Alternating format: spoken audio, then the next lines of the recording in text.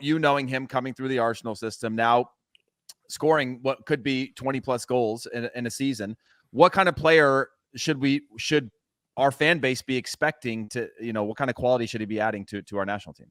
Yeah, it's really interesting you phrasing it like that, because I remember covering him way back when he was in the Arsenal youth team. And at the time, there were people that would have had him third just in the youth team setup among Arsenal strikers, behind not just Nketiah, who I mentioned, and obviously has done good things for Arsenal this season, but a young lad, Tyrese John-Jules as well, who everyone thought was a bit more varied, could function as more of a 10. Balogun is a 9. He is a top level, or he could be a top level 9. That's got to be the hope. He is someone that thrives around the penalty box. I mean, these are all the things that you guys know better than me, but we all know everywhere in the world, the US is missing that player that can get those shots up in the penalty box, that can find the bouncing ball. And that's what Balogun was great at. I think the thing that's really impressed me is at youth level, there was something of a suspicion that actually some of this was just that he was bigger and stronger than the defenders he was playing against. But there's instincts there. There's an ability to read defenses and know when to make the runs, both in behind on a counter or just where to peel towards in the penalty area. Those are sort of Balogun's great qualities. I think there's a lot of work to be done in terms of what he does off the ball. Although I wonder, is some of that just that Rem are quite a cautious, low block sort of team when they lose possession.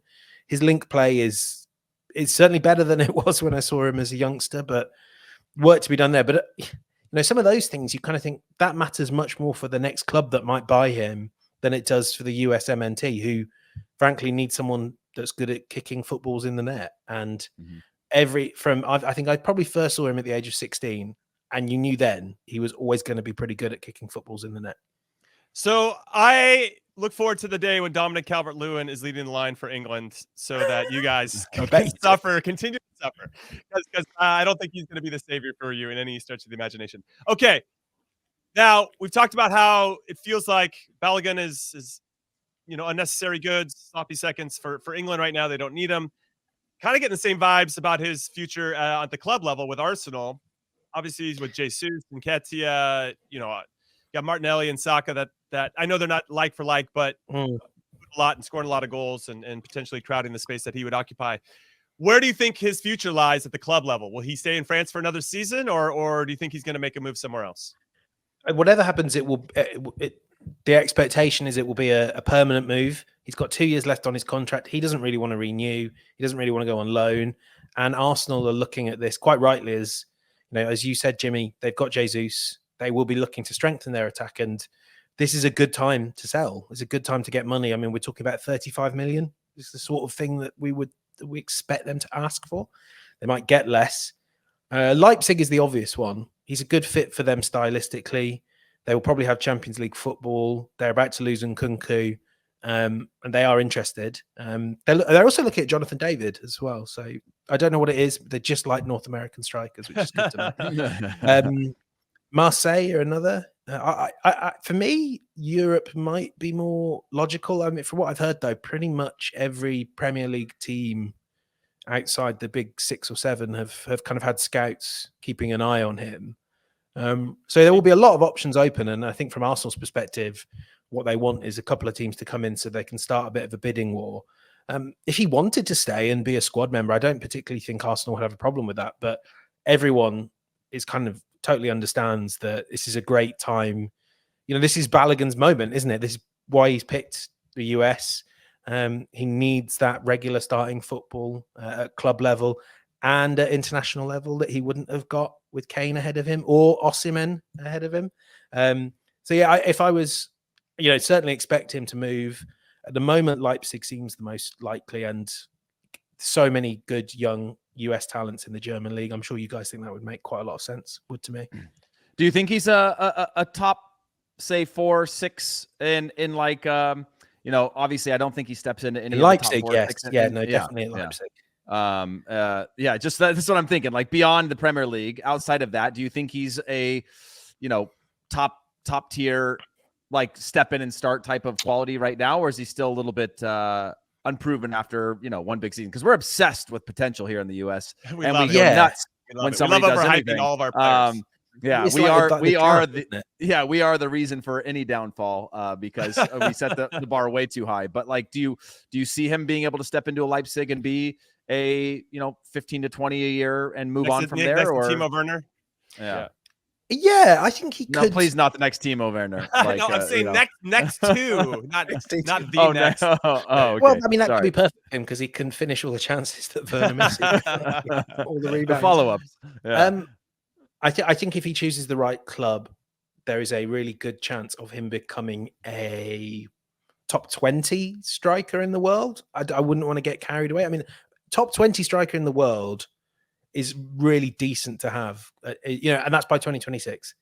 If you've got that and you've got, I'm a massive Tyler Adams fan. You've got so many other good young talents, like Chris Richards, that will come good. Having like top 20 talent all around the pitch and, having good young talent, that probably gets you fairly deep into the World Cup, doesn't it? It probably might not win you it, but you guys know that deep down, that's never going to happen.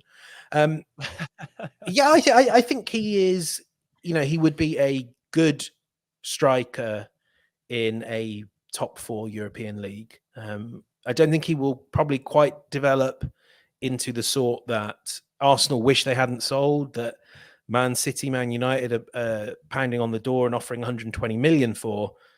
But I do think he's a good striker, and in the right team, in a more direct counter-attacking team, I think he's going to score loads of goals.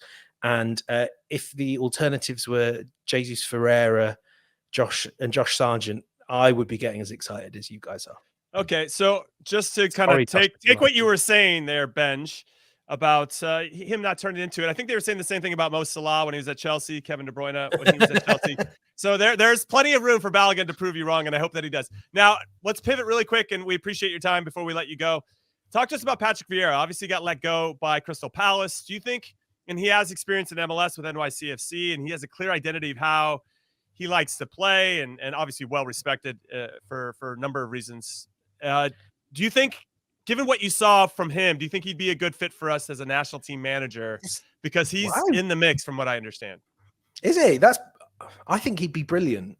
I don't know if, like from Vieira's perspective now is well, it's assuming he wants the job, right? Yeah, exactly. I'm wondering if he would want to. He seemed to really relish his club jobs and actually did very well at most of them. But I think he would be a really fantastic hire for the US in terms of the players that you have and the optionality that he can bring, the way he uses youngsters and develops them. Everyone that worked under him at Palace, and they were kind of a similar age to the US squad, they all came away saying such glowing things. And I think there was a lot of, even from the Palace, from Steve Parish and the people at Palace that sacked him, it was done with a really heavy heart, because I think they know he's a player a manager that really connects with players. He can be stern and he can be really tough if you don't meet standards, but he equally has this quality of raising up young footballers. And I think he'll be a phenomenal hire, much better than going for maybe a more starry name who's there for the paycheck. I'd love that for you guys. And obviously, it's Patrick Vieira.